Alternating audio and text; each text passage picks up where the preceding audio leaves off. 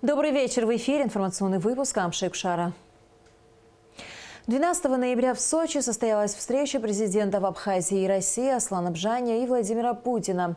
В ходе переговоров были обсуждены состояние и перспективы торгово-экономического и культурно-гуманитарного сотрудничества двух стран, ход реализации договора между Российской Федерацией и Республикой Абхазия о союзничестве и стратегическом партнерстве 24 ноября 2014 года, а также вопросы внешнеполитической координации и взаимодействия в обеспечении региональной безопасности.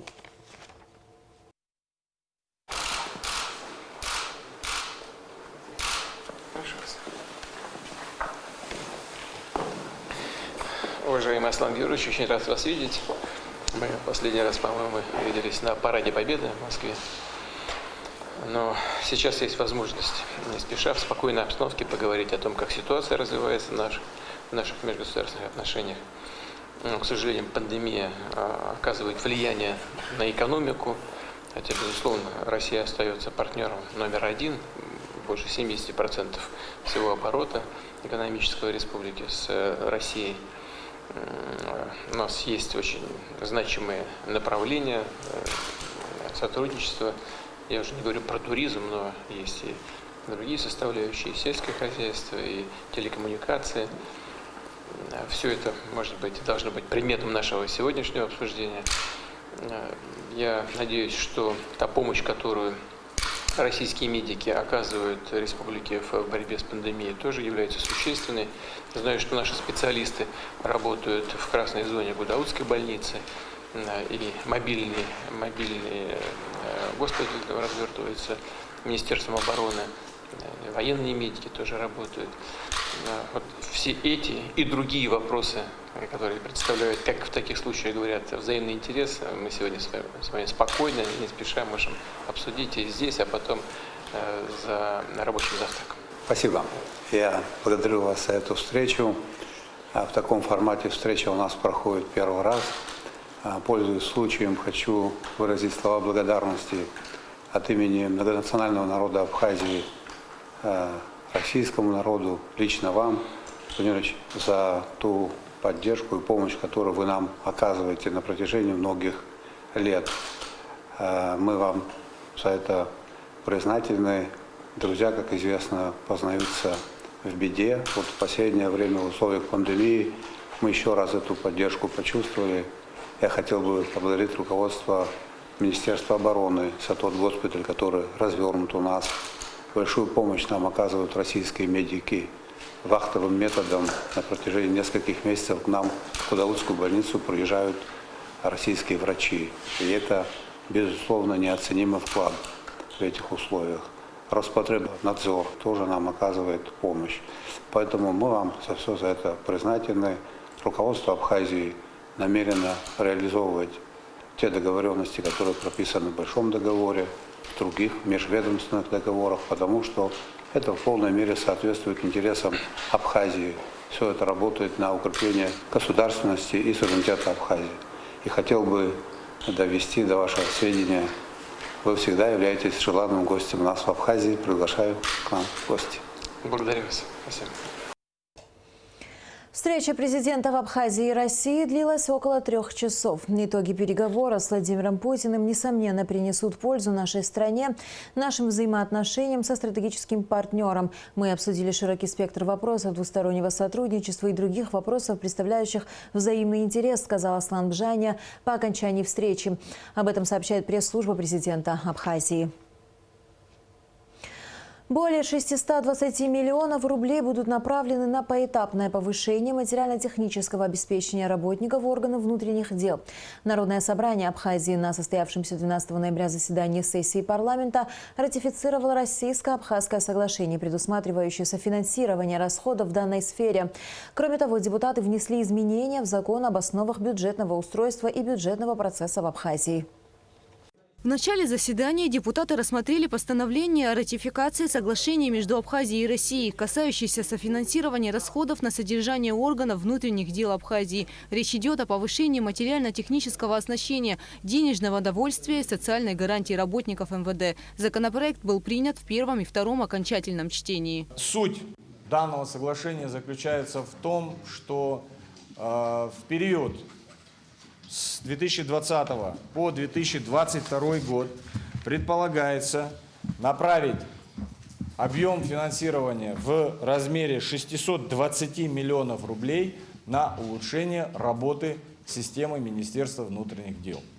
В частности, за этот период 190 миллионов рублей будут направлены на улучшение, повышение материально-технического оснащения, в котором так остро на сегодняшний день нуждается наше ведомство, вы знаете, а также 430 миллионов рублей будут направлены на повышение денежного довольствия, а также социальные гарантии.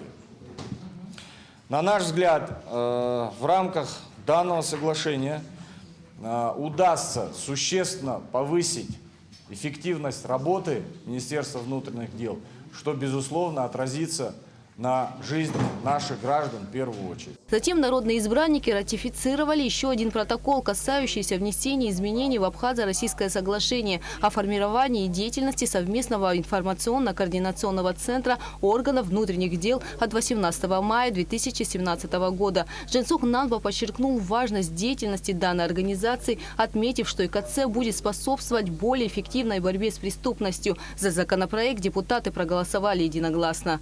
Суть изменений заключается в том, что появляются правовые основания для финансирования российской стороной капитальных затрат на ремонт, реконструкцию и строительство объекта, в котором непосредственно должно размещаться данное учреждение. При этом необходимо отметить, что в действующей редакции соглашения прописано, что в случае прекращения деятельности центра собственность на объект, в котором располагается данное учреждение, переходит абхазской стороне. Это в действующей редакции. Путем данных изменений предполагается, что в случае прекращения деятельности центра собственность объекта остается за Республикой Абхазия. Абхазская сторона обязуется компенсировать все затраты. В случае невыполнения этого условия, невыплаты компенсации, российская сторона оставляет за собой право сократить финансовую помощь на социально-экономическое развитие. На заседании сессии парламента были внесены изменения в закон об основах бюджетного устройства и бюджетного процесса в Республике Абхазия. Представляя законопроект, министр финансов Владимир Делба подчеркнул, что предлагаемые изменения направлены на совершенствование бюджетной системы страны. В частности, позволят более детально формировать показатели бюджета на последующие годы. Самое важное нововведение, которое предусматривает проект закона, это введение на территории Абхазии при исполнении бюджета, кассового плана и ведение учета бюджетных обязательств. В настоящее время к Министерству финансов идет подготовительная работа над этим, оценка дается, как это в принципе в случае принятия закона это может работать, потому что это коснется, несомненно, всех распорядителей бюджетных средств и получателей бюджетных средств. Это мера, которая, еще раз повторюсь, позволит повысить прозрачность, эффективность бюджетных расходов. Вот к такой позиции мы считаем, что необходимо нам подойти. Дело в том, что правоприменительная практика нашего бюджетного законодательства, она показала, что на сегодняшнем этапе наша бюджетная система может себе позволить вносить подобные коррективы, использовать такие методы учета бюджетных обязательств. Министр финансов уточнил, что действующая редакция закона, о котором идет речь, направлена только на принятие бюджетных законодательств, но не упоминает учета. Законопроект коснется деятельности аппарата Кабинета министров и судебных органов. Кроме того, вносит ясности в статью использования резервного фонда Кабинета министров. Судебные органы власти тоже являются администраторами доходов бюджета. Кабинет министров является администратором доходов бюджета. Но на самом деле кабинет министров как таковой администратором не может быть. Это коллегиальный орган, и поэтому аппарат кабинета министров. Вот эти процедуры, они нам позволят более детально, предметно уже формировать задания по администрированию. Дело в том, что в действующей редакции получается, что он исчерпан, там в том числе на ликвидацию последствий стихийных бедствий, чрезвычайных ситуаций. Вот, предлагается его дополнить в связи с тем, что это на самом деле и постоянно имеет место, и иных непредвиденных расходов, которые будут указаны в положении об использовании средств резервного фонда правительства. В итоге законопроект был принят единогласно в первом и втором окончательном чтениях. Следующим вопросом повестки дня народные избранники определили сумму на содержание контрольной палаты Абхазии на 2021 год. По утверждению сметы на содержание контрольной палаты в сумме 31 миллион 538 тысяч рублей. В принципе, она практически соответствует смете расходов на 2020 год. И поэтому, я думаю, больших изменений данная смета расходов не претерпела. Они в рамках 2020 года практически там уменьшение идет.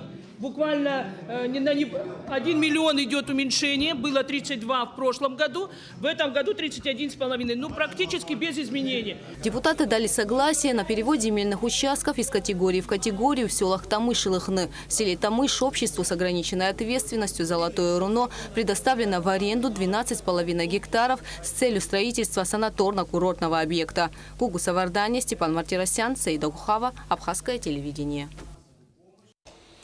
МИД Абхазии распространил комментарий по поводу выступления посла США при ОБСЕ Джеймса Гилмора на заседании Постоянного совета ОБСЕ в Вене, в котором он обвинил Россию в сознательном срыве очередного раунда женевских дискуссий. В работе женевских дискуссий заинтересованы все участвующие в них стороны. Пора бы уже это осознать и перестать спекулировать на этой теме, подчеркивается в комментарии внешнеполитического ведомства Абхазии. МИД выражает сомнение, что озвученные послом США при ОБСЕ мысли могут послужить стимулом к плодотворной работе в рамках женевских дискуссий. Скорее станут барьером, препятствующим сближению позиций сторон. В Министерстве экономики прошло совещание по вопросам состояния энергосистемы республики. Для обсуждения темы министр Кристина Узган пригласила представителей Республиканского унитарного предприятия «Черноморэнерго» и силовых структур страны. Подробности в репортаже Гугу Савардания.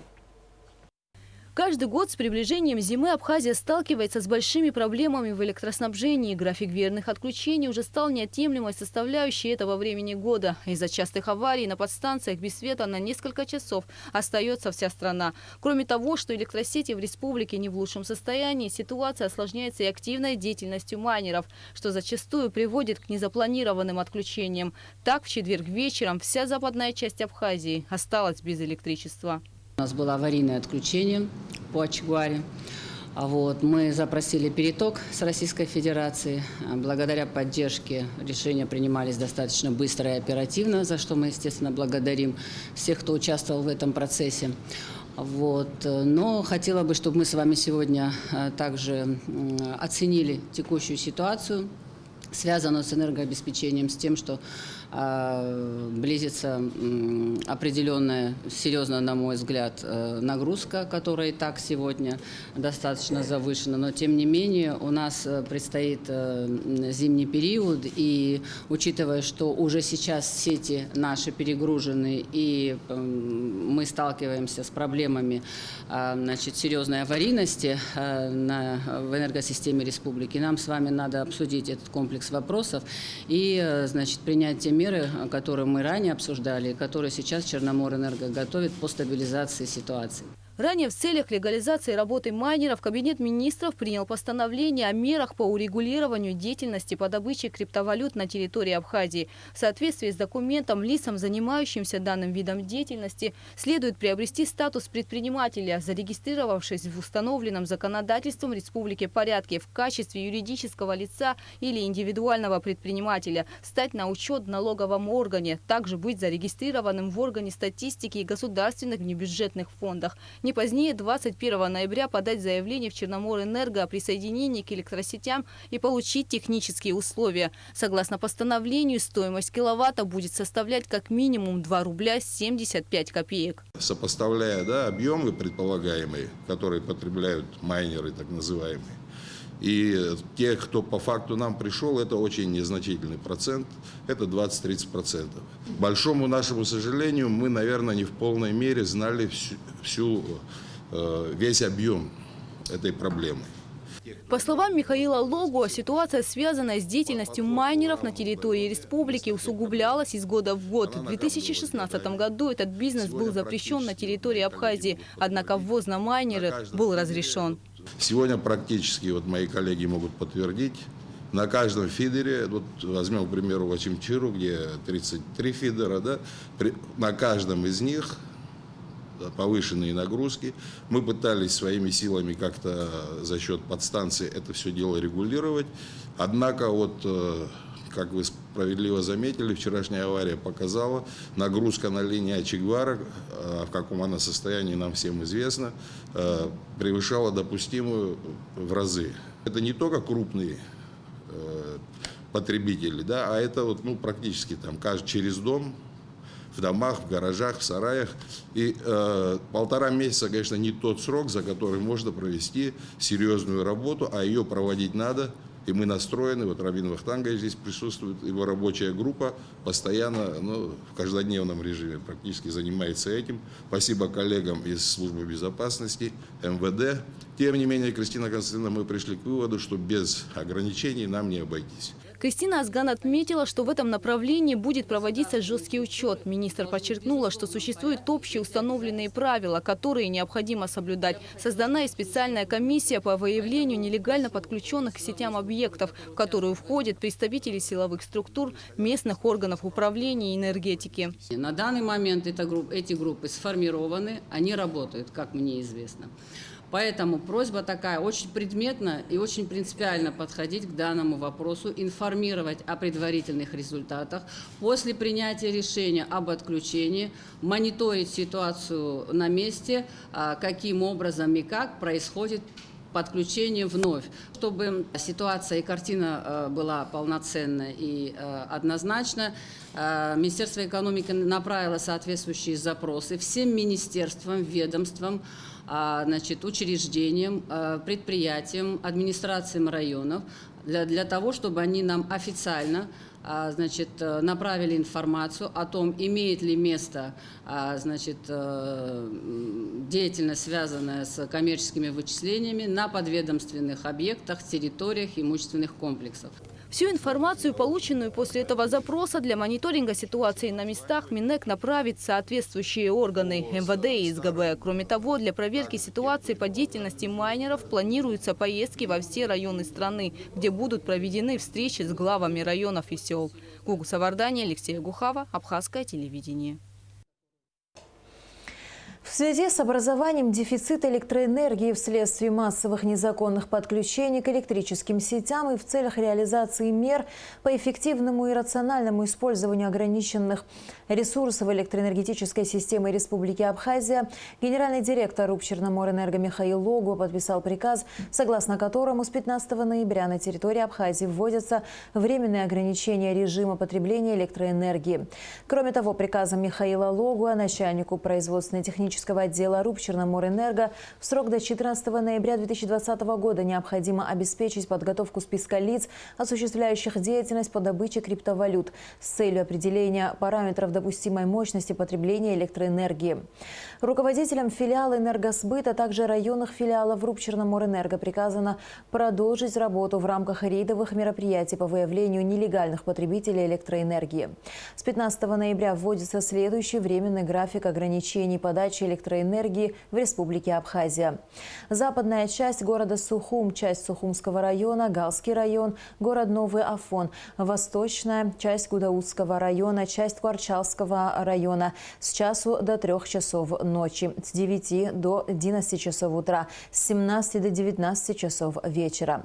Центральная часть города Сухум, часть Сухумского района, западная часть Гудаутского района, город Гудаута, село Аллахадзе, с 3 до 5 часов утра, с 11 до 13 часов дня, с 19 до 21 часа вечера. Город Гагра, Гагарский район, город Пицунда, поселок Бзыбь, село Мерхиул, город Хварчал и часть Хварчалского района с 5 до 7 часов утра, с 13 до 15 часов дня, с 21 до 23 часов вечера. Восточная часть города Сухум, часть Сухумского района, Учимчирский, Гулрыбский районы с часу до 3 часов ночи, с 9 до 11 часов утра, с 15 до 17 часов дня. Генеральная прокуратура Абхазии считает незаконным и необоснованным оправдательный приговор Сухумского городского суда в отношении должностных лиц МВД Бадри Джикирба, Аслана Чеди, Адгура Аутлева и Виталия Кулова. Приговор будет обжалован в кассационную коллегию по уголовным делам Верховного суда Республики Абхазия. 10 ноября 2020 года Сухумским городским судом под председательством судьи Кварча Инара Гурамовича по завершении рассмотрения уголовного дела по обвинению сотрудников Управления уголовного розыска Джикирба Чедия в совершении 2 эпизодов халатности Аутлева и Кулова, превышении должностных полномочий и умышленном причинении тяжкого вреда здоровью вынесен оправдательный приговор и должностные лица признаны невиновными по всем статьям обвинения. Генеральная прокуратура Республики Абхазия считает приговор суда незаконным и необоснованным. Стороной обвинения в ходе судебного разбирательства были представлены и исследованы доказательства, в совокупности свидетельствующие о совершении сотрудниками Министерства внутренних дел Республики Абхазия инкриминируемых им преступлений. Так, потерпевший Попава подтвердил в суде факт его незаконного содержания в служебном кабинете Управления уголовного розыска Министерства внутренних дел, применение в отношении него 9 июля 2019 года насилия сотрудниками милиции с целью получения показаний о его причастности к похищению Мирцхулава и оказания медицинской помощи лекарственными препаратами лично начальником Управления уголовного розыска Министерства внутренних дел Республики Абхазия Джикирба и его заместителем Чедия. По указанию этих же лиц на следующий день, 10 июля 2019 года, был доставлен административно задержанный Тарба в служебный кабинет Чедия для производства оперативной беседы и вызваны по служебной необходимости, имевшие Адгул, Аутлев и Кулов.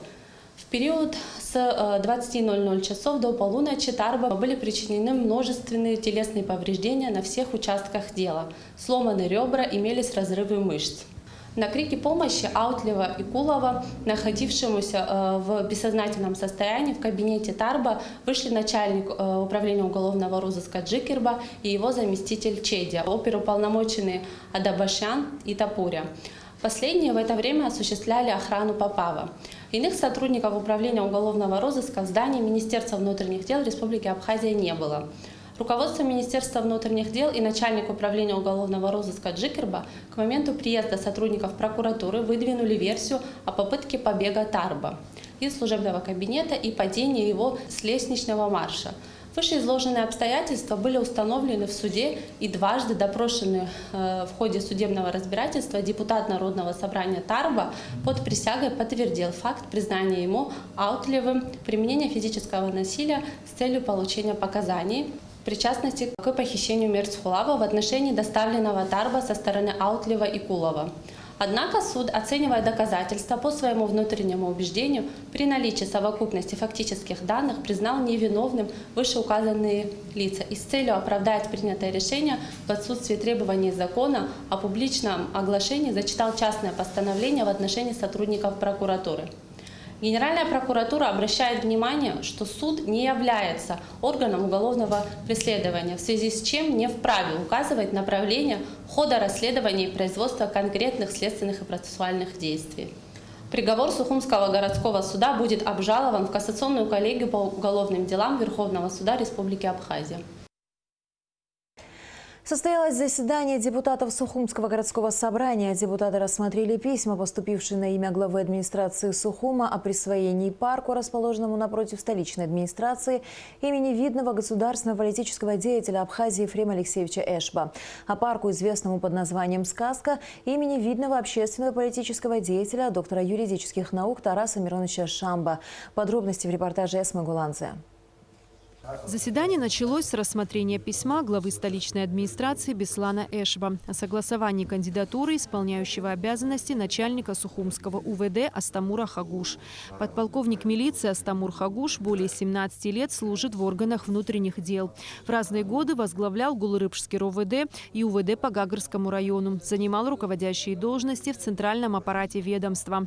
За согласование Астамура Хагуш в должности из 19 депутатов 11 проголосовали «за», 6 против, 2 воздержались. Таким образом, его кандидатура не утверждена. Затем депутаты рассмотрели вопрос о присвоении парку напротив столичной администрации имени Ефрема Эшба, абхазского государственного и политического деятеля, активного участника революционного движения. Об этом ходатайствовала Коммунистическая партия Абхазии. В парке уже располагается памятник Ефрема Алексеевича Эшба, вклад которого в развитие абхазской государственности, становление советской власти в Абхазии трудно переоценить. Его жизнь была истинным примером служения своей родине и способствовала развитию абхазской культуры и языка. Присвоение парка имени Ефрема Алексеевича Эшба служит делу воспитания абхазской молодежи, развития духа патриотизма. Без прошлого нет будущего. Мы должны через многие поколения пронести историческую память о патриоте. Таким образом, парк напротив администрации города будет носить имя Ефрема Эшба. Кроме того, депутаты приняли решение переименовать парк в центре города, известный горожанам как «Сказка». Теперь он будет носить имя Тараса Шамба, известного общественно-политического деятеля, стоявшего у истоков создания московской абхазской диаспоры, Всемирного абхазо-абазинского конгресса. Писатель Олег Этлухов рассказал о том, что в Абазинском районе Карачаева-Черкесии именем Тараса Шамба будут названы 2 объекта. Мы решили, что, наверное, у нас будет и парк, назван его именем. Я уже с главой района переговорил, он меня понял. И, вернее, нас понял, мы его пригласили на эту встречу. И, наверное, будем еще какой-то или спортклуб, или что-то такое. Тарас Миронович был футболистом, хорошим, любил футбол, спорт любил. То есть мы считаем, одного парка мало. Братья мои, давайте посоревнуемся в этом вопросе, кто больше уважает Тараса Мироновича. Депутаты также проголосовали за приватизацию объекта муниципальной собственности. Речь идет о помещении 1-го этажа 9-этажного дома, расположенного по улице Имама Шамиля, 27. Эсма Гуландзе, Инала Гухава, Абхазское телевидение. Министерство туризма объявляет конкурс на разработку логотипа туристического бренда Абхазии. Работы участников будут приниматься с 15 ноября по 26 декабря в электронном виде по адресу abkhazia-travel@yandex.ru. Победителя конкурса объявят 22 января. Министерство туризма Абхазии объявляет о проведении конкурса на разработку логотипа туристического бренда Абхазии. Бренд должен раскрыть преимущества и особенности нашей страны как туристического направления, привлекательного для самых разных видов туризма, быть актуальным. Мы ждем ваши самые смелые идеи. Возможно, именно ваша работа будет продвигаться на международных туристических площадках в сети интернет и будет вызывать самые теплые ассоциации с Абхазией. Работы участников будут приниматься с 15 ноября по 26 декабря в электронном виде по адресу abkhazia-travel@yandex.ru. Победителя конкурса объявят 22 января. Участников ждут призы, но главное, победитель сможет вписать свою идею в историю туризма Абхазии. Абхазская государственная экспортная компания «Абхазпродэкспорт» принимает сельхозпродукцию населения. На данный момент предприятие закупает у крестьян фихуа по 30-35 рублей за килограмм. Только за последние 2 недели сельчане реализовали порядка 40 тонн своей сельхозпродукции. Алика Трапш продолжит тему. Уже 5 лет как республиканское унитарное предприятие Министерства сельского хозяйства «Абхазпродэкспорт» занимается экспортом в Россию сельхозпродукции, выращиваемой в Абхазии. Здесь принимают фрукты и овощи от частных лиц и предприятий. Сейчас идет прием фейхуа. Люди на своих машинах сами привозят сельхозпродукцию, где тут же реализуют. За 1 килограмм фейхуа сельчанам выплачивают 30-35 рублей. Люди признаются, что в реализации сельхозпродукции государственная экспортная компания оказывает посильную помощь. Шапский фейхо прямо с огорода сегодня мы собрали, очень прямо с дерева, очень даже свежак, хороший товар. Ни границы никуда не выезжаю, здесь сдаем, здесь очень удобно и рядом все. Фейхоа принимают собранный прямо с дерева, не битый, средних и крупных размеров. Затем ягоды перебирают и фасуют в ящики. Эти сделать стеллажами, да, в этой камере можно хранить около 120 тонн. Но, как вы сами понимаете, у нас такого в данный момент объемов нету. Мы не делаем стеллажи, но до 50 тонн мы можем в одной камере хранить. Потом в течение 2-3 дней фура набирается до 20 тонн и отправляем в Россию. В основном нужен чуть выше среднего средний товар. Не битый, видите, это пыльца. С пыльцой чистый такой товар. На предприятии всего 12 камер хранения, которые охлаждаются 5 компрессорами. Специальное оборудование помогает следить и поддерживать нужную температуру в хранилищах. Загруженность камер в основном приходится на время реализации цитрусовых. В данный момент только 3 из них заполнены ягодами фейхоа. Вкусная зеленая ягода фейхоа богата витамином С и йодом. Чтобы она не потеряла свои полезные свойства, ее хранят в морозильной камере при температуре от 2 до 3 градусов. На данный момент здесь хранится около 15 тонн фейхоа. Уже совсем скоро начнется массовый сбор урожая цитрусовых. И Абхазпродэкспорт, как и в предыдущие годы, будет принимать мандарины у крестьян. Правда, закупочная цена цитрусовых пока не установлена. Хотим, чтобы люди к нам приносили, потому что это для них было бы удобно. Мы стараемся давать хорошую цену на данный момент, что есть на рынке. Также мы сейчас через дней 10 тоже начинаем приемку мандаринов. Цена, конечно, пока не установлена, но я думаю, людям будет это выгодно. Все желающие могут реализовать здесь свою сельхозпродукцию, в частности цитрусовые и фейхоа, по выгодным ценам. Для этого нужно обратиться в Абхазскую государственную экспортную компанию «Абхазпродэкспорт» по адресу Гулрыбский район, поселок Агудзера, улица Ботаническая. Аля Катрапш, Михаил Братухин, Абхазское телевидение. Победитель конкурса «Гордость Абхазии» Саид Бея представил стратегическую программу реформ «Будущее Абхазии», разработанную финалистами конкурса при поддержке научно-исследовательского финансового института Министерства финансов Российской Федерации. В рамках программы разработан комплекс конкретных мер, способных активизировать социально-экономическое, общественное развитие Абхазии, стабилизировать общественно-политическую ситуацию в стране. По словам авторов стратегической программы реформ, она призвана создать продвинутые драйверы для развития страны и общества, раскрыть Абхазию, помочь создать технологии для открытости и прозрачности внутри государства. 13 ноября во всем мире отмечают День добра. Распространить как можно больше доброты посредством маленьких жестов, создать позитивную атмосферу вокруг, положить конец ненависти друг к другу и способствовать миру. Все это главная цель этого праздника. Тему продолжит Шазина Ханагуа. Доброта и милосердие – это прежде всего бережное отношение к чему-либо или к кому-либо.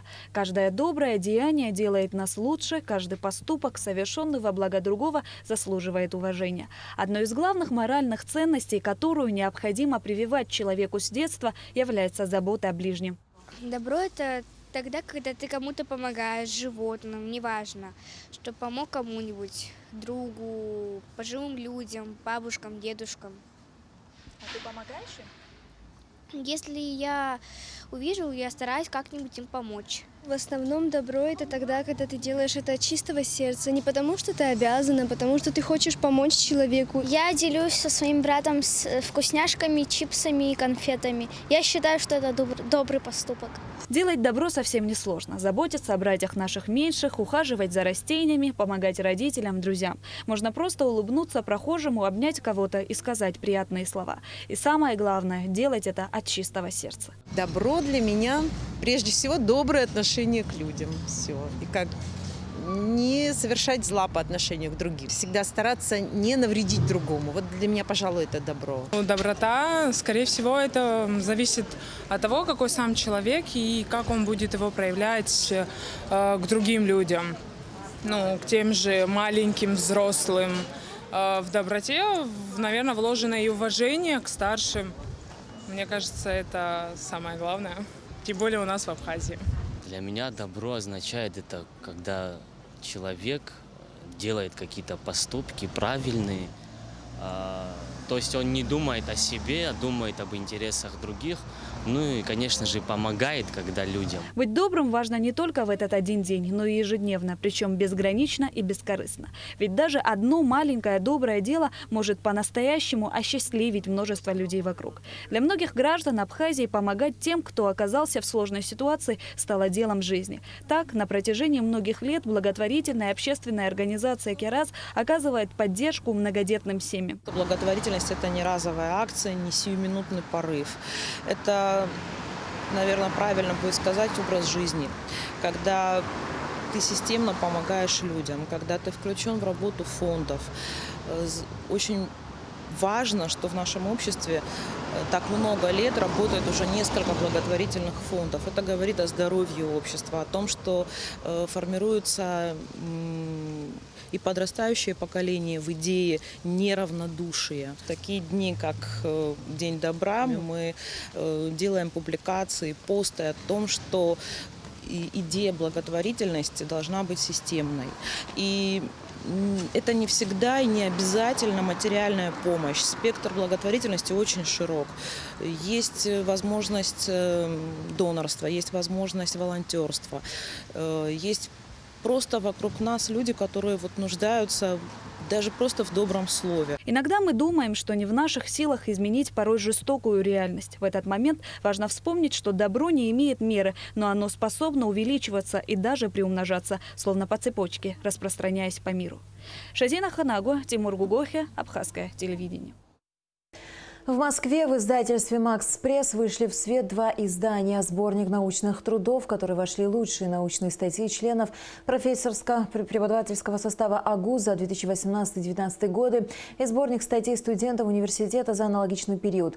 Вошедшие в сборник научных трудов материалы могут быть использованы в виде вспомогательного научного источника как молодыми исследователями, студентами, так и всеми, кто интересуется ими. В сборник статей студентов АГУ вошли лучшие исследовательские работы студентов Абхазского госуниверситета, выполненные в течение 2 последних лет, прошедшие апробацию на факультетах, заслушанные на различных научных конференциях и отобранные как достойные для представления в виде публикаций. Всего в сборник вошли 30 статей молодых авторов, делающих свои первые шаги в науке.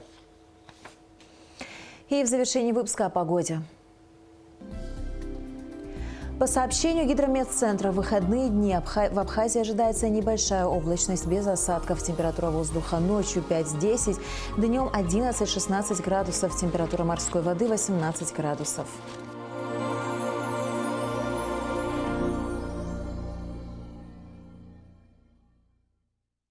На этом наш выпуск завершен. До скорых встреч в эфире.